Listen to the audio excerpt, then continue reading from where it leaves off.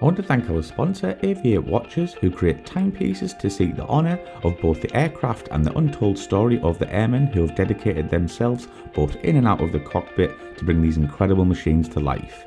They give the customer a deeper look into the shape and form of an aircraft and tell some of the incredible stories behind aviation to help draw out the brand. The vision is to produce watches that are functional yet enjoyable to wear, which also tell a story of both man and machine. Make sure you head to their website at aviate.com to check out all their amazing timepieces. Thank you and enjoy.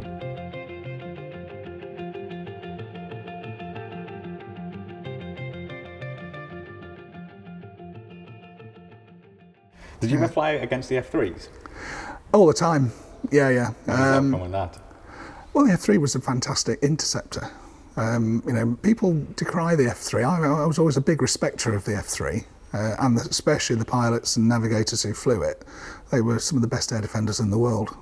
And I always had my work cut out, to be honest, even in a Sea Harrier, but we had the longer stick. We had the AMRAAM and we could touch them before they could even see us sometimes, because we're not a very big radar cross-section, despite having that big barn door of an intake. So we could sneak up on people pretty well, especially if we were below them.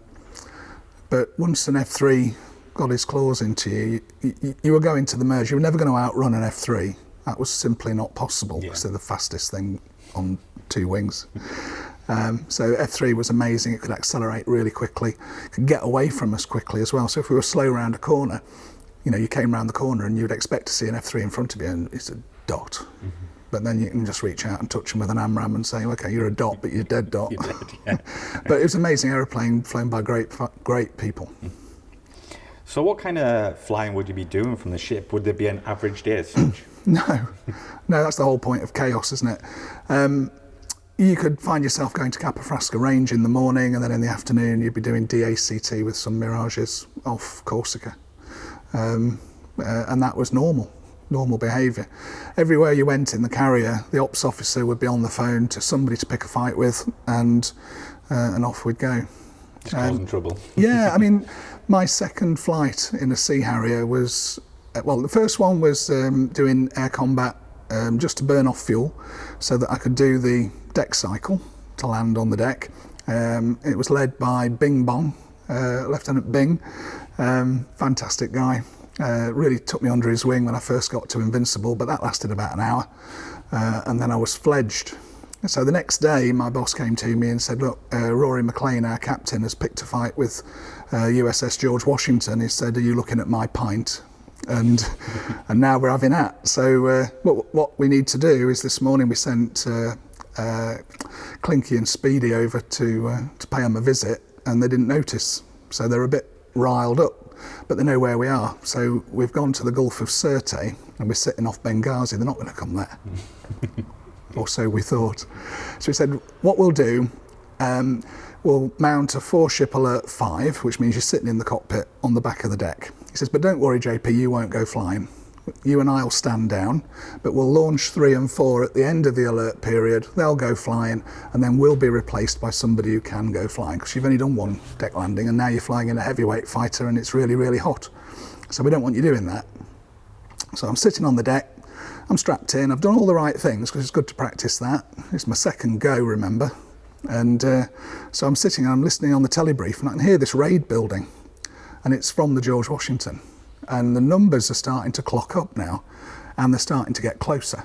So, the range is cutting down, and Freddie's voices are getting a little bit more high-pitched. And then we hear start Sea Harriers, side number 122, 126, 124, 127. And I'm going, oh no, they want me to start. What's that about? So I started the engine and everything's ready and it's all humming. And then my boss taxis out onto the runway, and then I'm being taxied. Now I'd not even had a brief on what an op launch was. And this is where you line up with your radar almost touching the tail of the aircraft ahead. And then off he goes. And then the flight deck officer touches the deck, waves his little green flag, and I, oh, that's me. So off I go.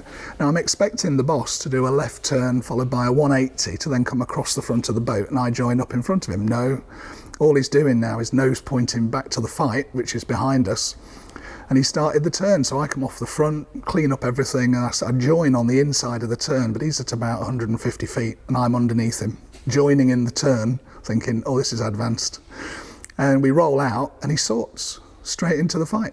And I've got my radar on, and I can understand what the sort was, even though from the picture I was building from the Freddy was amazing.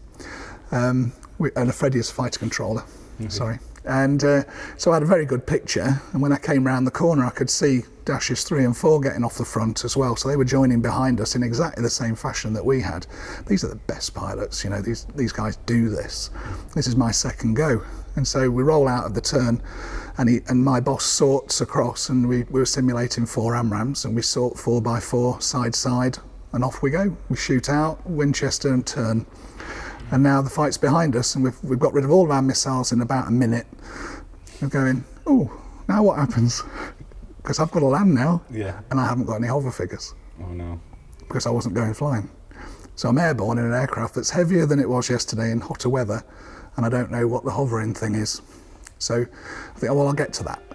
That's going to happen at some point. And so I decided that I'd just burn down to no fuel, because it's not going to get better by knowing. Knowing the figures isn't going to get better if, I might as well just burn down to nothing and then land. So that was my plan. So that was typical of the Navy. It was, oh, come on, dry your eyes, wet pants, get cracking. I like that. I do like that.